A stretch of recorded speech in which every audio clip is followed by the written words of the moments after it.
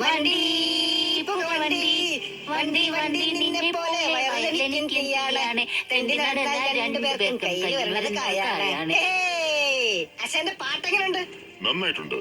നമ്മൾ എത്തിക്കഴിഞ്ഞു ബോയ്സ്. എങ്ങനെയുണ്ട് ഈ സ്ഥലം? കുഴപ്പമില്ല, ഞാൻ വിചാരിച്ചതിനേക്കാളും നന്നായിട്ടുണ്ട്. എന്റെ അമ്മച്ചിയെ സൂപ്പർ ആയിരിക്കുന്നു. ഞാൻ ഇതുവരെ കണ്ടിട്ടുള്ള സ്ഥലങ്ങളിൽ എനിക്ക് ഏറ്റവും ഇഷ്ടപ്പെട്ട സ്ഥലം ഇതാണ്. സത്യം പറഞ്ഞത്.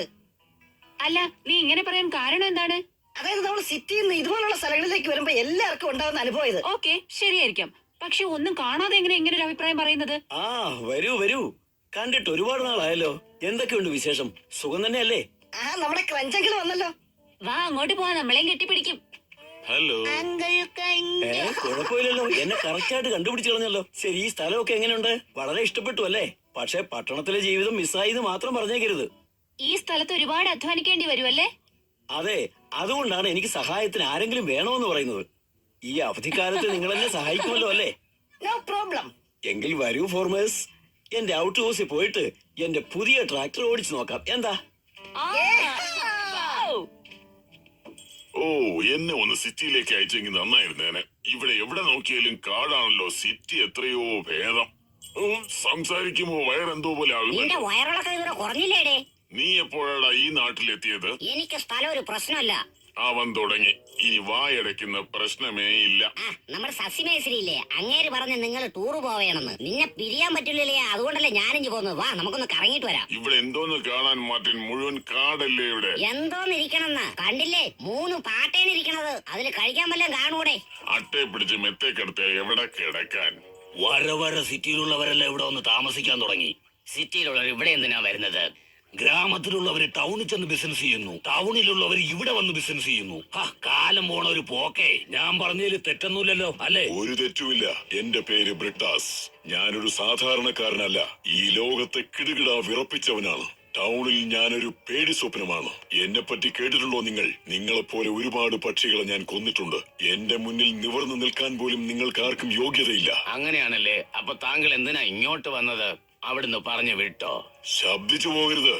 ഞാൻ ടൗണിൽ നിന്നും ഇങ്ങോട്ട് വന്നത് തന്നെ വളരെ സമാധാനമായിട്ട്. ഈ കുഞ്ഞനടി കാരണം എന്റെ ജീവിതം പോലും താറുമാറായി. എന്റെ എല്ലാ പദ്ധതികളും നശിപ്പിച്ചത് ഇവൻ ഒറ്റ ഒരുത്തനാണ്. അതുകൊണ്ട് പ്രതികാരം ചെയ്യാൻ പോവുകയാണ് ഞാൻ. ഈ ട്രാക്ടർ കാണാൻ എന്ത് ഭംഗിയായിരിക്കുന്നു. സ്റ്റുവാർഡ്, ഇങ്ങോട്ട് വാ. ഈ ട്രാക്ടറിനകമൊക്കെ കാണാൻ എന്ത് ഭംഗിയായിരിക്കുന്നു. അതെയോ? ദാ വരുന്നു. മിസ്സായല്ലോ. ഇപ്പൊ നീ രക്ഷപ്പെട്ടു. എന്നായാലും നീ എന്റെ കയ്യിൽ തന്നെ വന്ന് വീഴും. അയ്യോ, എന്റെ അമ്മച്ചി. എന്തോന്നാടാ നീ നോക്കണത്? ഇത് സിറ്റിയിലിരിക്കണ കുപ്പത്തൊട്ടിയൊന്നും അല്ല. എല്ലാം ഫ്രഷ് സാധനങ്ങളാടേ. കഴിച്ചു നോക്ക്. നീ കഴിക്കണിയാ. ഒരു 9 ദിവസത്തെ പഴക്കമേ കാണൂ. വയറിളക്കൊന്നും വരൂലടേ. ഇതെല്ലാം ഞാൻ കഴിക്കാറില്ലെന്ന് നിനക്കറിയില്ലേ? അങ്ങനെയാണെങ്കിൽ ഞാൻ നിന്നെ കഴിച്ചോളാം. എടാ മണ്ടൻ കഴുക, നിന്നെ എവിടെയോ ഞാൻ കണ്ടിട്ടുണ്ടല്ലേ? തൊട്ടിന്ന് ഭക്ഷണം കഴിക്കുമ്പോ നീ എന്നെ പിടിക്കാൻ നോക്കിയില്ലേ? അപ്പൊ തന്നെ ഇപ്പൊ മനസ്സിലായോ? അന്നും വിശപ്പ് കുറച്ച് കൂടുതലായിരുന്നു. ഇന്നാണെങ്കിൽ ഞാൻ ഡയറ്റിലുമാണ്. അയ്യോ, രക്ഷിക്കണേ. എവിടെയൊക്കെ ഓടിപ്പോയാലും എന്റെ കയ്യിൽ നിന്ന് രക്ഷപ്പെടാൻ നോക്കണ്ട. നിങ്ങളോട് ഞാൻ പ്രതികാരം ചെയ്യുമെന്നുള്ളത് സത്യം തന്നെയാണ്. പക്ഷെ എനിക്ക് ആദ്യം പ്രതികാരം ചെയ്യാനുള്ളത് ആ സ്റ്റുവേർട്ട് ലിറ്റിലിനോടാണ്. അവനെ രക്ഷിക്കാൻ നോക്കിയാൽ നിന്നെ കൊന്ന് കൊല വിളിക്കും. എങ്ങനെയോ രക്ഷപ്പെട്ടു. വീട്ടിൽ പോയി പറയേണ്ട കാര്യങ്ങളെല്ലാം പറഞ്ഞേക്കാം. ഇവിടെ ജീവിക്കുന്നതിന്റെ സുഖം ഒന്ന് വേറെ തന്നെയാ. ഗ്രാമത്തിലെ ജീവിതം എപ്പോഴും സിമ്പിൾ ആയിരിക്കും. അതുപോലെ ഈ ട്രാക്ടർ ഓടിക്കുന്ന കാര്യമൊന്നും സിറ്റി നടക്കത്തേ ഇല്ല. എക്സ്ക്യൂസ് മീ ബ്രദർ, നിങ്ങൾക്കുള്ള സാധനം 2 മണിക്കേ കിട്ടൂ. ഓ, നാടിനെ പറ്റി അഭിമാനത്തോടെ പറഞ്ഞ് നാക്കെടുത്ത് വായിട്ടില്ല. തിരിച്ച് നിങ്ങൾക്ക് എന്നെ ഫാമിൽ കൊണ്ട് വിടാൻ പറ്റും. ശരിയാക്കാൻ കുറച്ച് സമയം കൂടി എടുക്കുമെന്ന്. നീ എന്തിനാ എന്നെ വന്നിങ്ങനെ പേടിപ്പിക്കുന്നത്?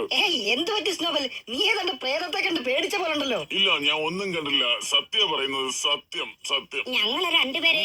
മാർട്ടിൻ, നീ എപ്പോഴാ ഇവിടെ വന്നത്? ഞാൻ നിങ്ങളുടെ വന്നത്. നിന്റെ ദിവസങ്ങൾ എണ്ണപ്പെട്ടിരിക്കുന്നു സ്റ്റുവർട്ട്.